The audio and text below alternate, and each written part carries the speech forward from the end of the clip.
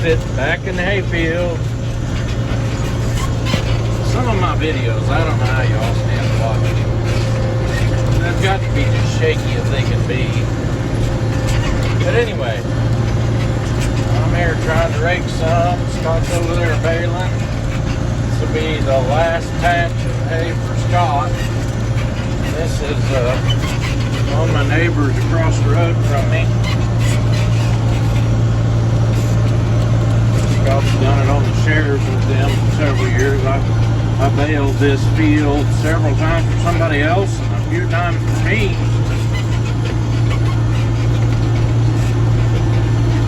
I have had cattle on this ground, so it's been kind of just the place next door, you know.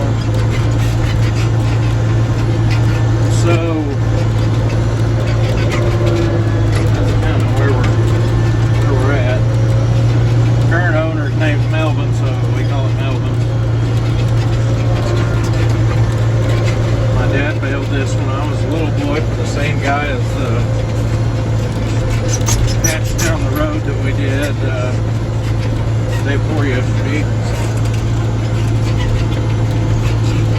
And believe it or not, this guy's son bought the other piece, one of those pieces that. So Scott affectionately calls all that stuff on the north side of Gun Road. This is actually just right across the road. This is as close to Oklahoma as you can get in the state of Missouri. The only thing dividing it from my property is the Missouri-Oklahoma state line. So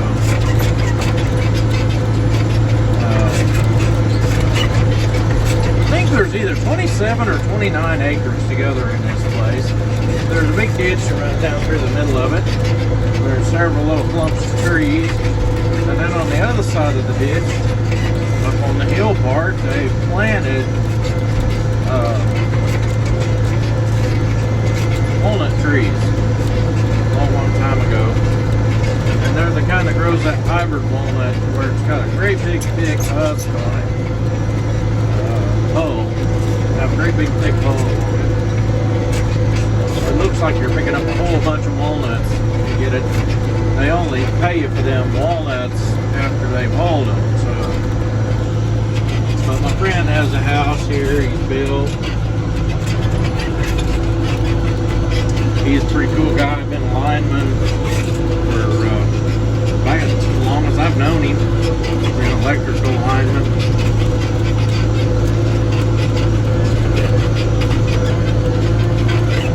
Neighbor of mine, we baled hay for him and his wife on a different property. Matter of fact, he come over and loaned me his backhoe numerous times to dig post holes and stuff with years ago. A beautiful pond right down there. It was really nice. A really nice little place here.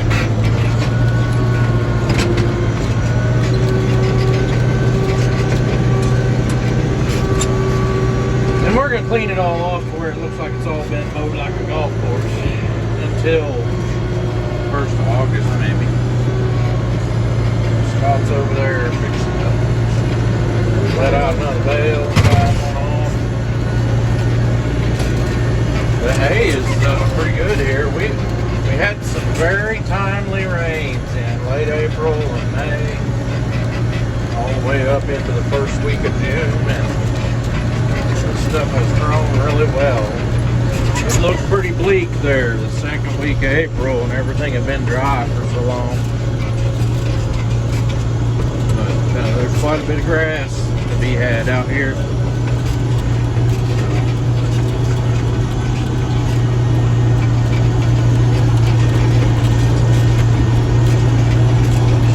Got all of my hay put in the barn last night.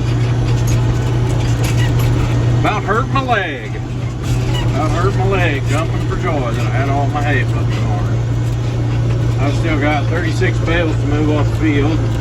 I may work on that some this evening. I bet I could get that done this evening if I tried, but I ain't pretty wore out. I've been to the woods this morning, and I think we only got maybe one day of cutting left where we're at. We have been there for 3 months. that one place is pretty doggone good. We filled up Scott with all the logs he wants, and filled up my friend Fred with all the logs he wanted for right now. Selling some to another sawmill because I got them guys full. I'd rather take these than one of them two. All these big sawmills will be happy to buy your logs, but they don't. They have so many people supplying them stuff, and they go through so much that they usually don't have too much trouble getting logs. But a lot of these little guys around have trouble getting people to bring them logs, so I like to fill them guys up.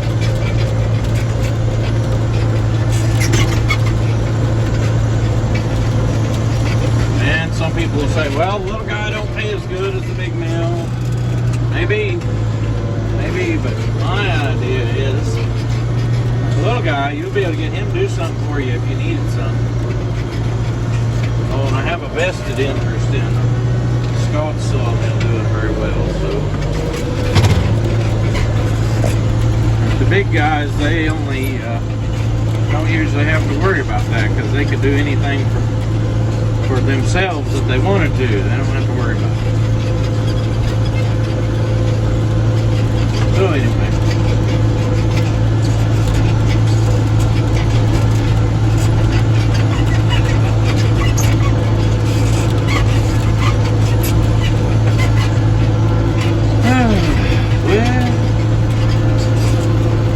little clump of ash trees right there. Don't have too many ash trees right close around us. They do grow some down here on the creek bottom. I noticed that ditch in my hayfield across the road's got a couple of ash trees.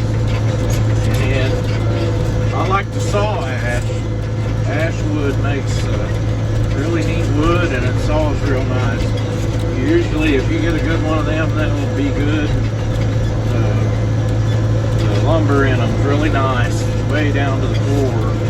A lot of these, you can get a pretty good post oak log, and you go to cutting on it, and you get one board off each side, and then it's all knots. And post oak's not bad, but you got to know what to use it for. Post oak makes awesome trailer flooring and things like that. Not very pretty sometimes. Some people like the knots, I don't know. Hey, can you tell that we're on the side of a hill here? Yeah, well, it is what it is. The old boy that I rented this from, I think I mentioned his name in another video, Charlie Beck. Charlie walked these hills and picked up the rocks that were loose.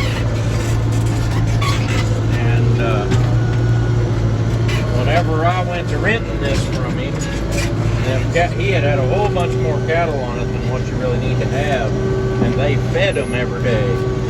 They would hand feed them cattle.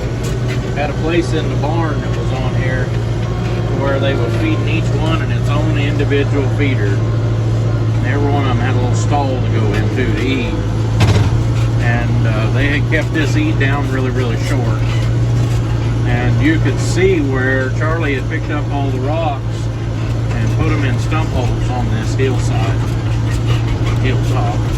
And it's still rough, but there ain't hardly no loose rocks on it ever.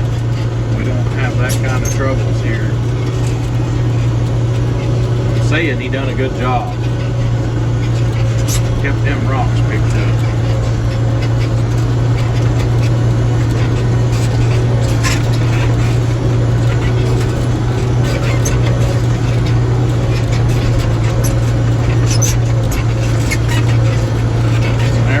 We baled this for him, Paul, the other neighbor that had it rented from Bex.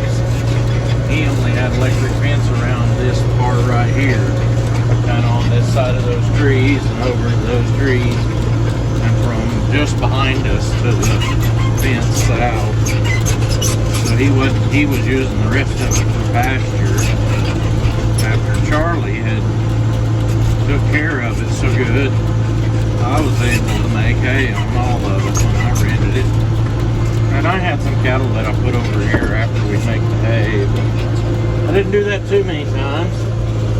The guy to one side of it always put the word out that he had a bull that would whoop everybody else's bull, and he thought that was kind of the funny thing.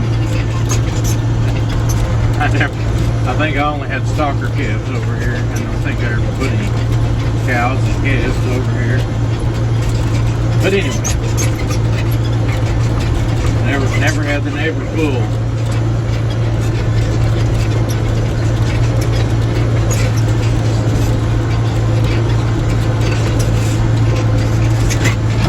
Now, the piece just across the fence is some land that nobody in my family owns it anymore, but that is the land that my great-grandpa had when he first moved to this part of the country. They moved here from New Mexico sometime previous to 1919. He owned that ground on the other side, and they homesteaded there. Had a home built up on top of that hill on the south side of the creek. It was just a pretty cool thing. My dad knew that whenever those folks first moved here, and his family, they grew sorghum in that bottom there. And my guess is they probably hauled water to it from the creek.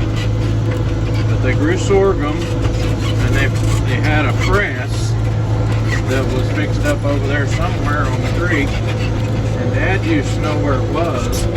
He said when we first started baling any hay on that again, probably over 20 years ago, that you could still see where the horse walked in a circle to power that sorghum press.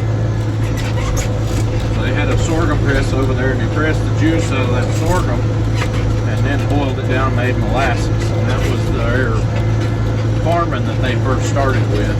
That's probably where my granddad got in such a love affair with growing sorghum. He liked to grow something called high gear, spelled Hegaria, but it's pronounced high gear. And high gear was a really tall sorghum, like it'd get 6 and 8 foot tall, and it'd have a grain head on the top of it. And he would grow that, and then he would cut the heads off from it with about a foot of stem, and then he would pasture the rest of it. He would save that grain and grind it to feed his milk cows. So he grew Hegaria. I don't know how they come up with that pronunciation for that. But that's what it was, Hegaria.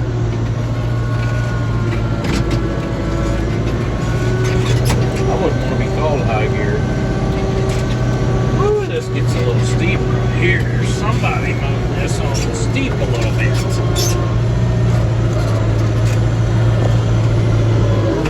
Need to take a grease gun to my rake when I get home this evening.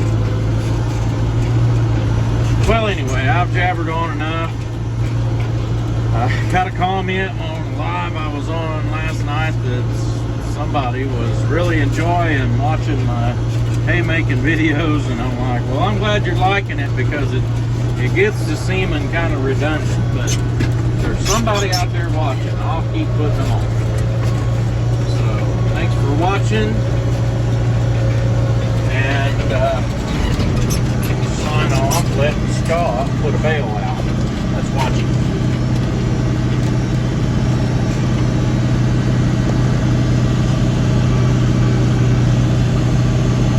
Yeah, we kind of bale hay like it's 1980. That might have been a rig you would have seen in a field when it was pretty new in 1980.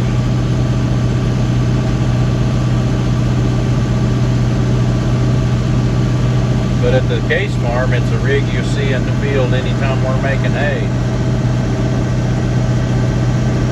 Hey, I'll catch y'all on the next one. Have a good one.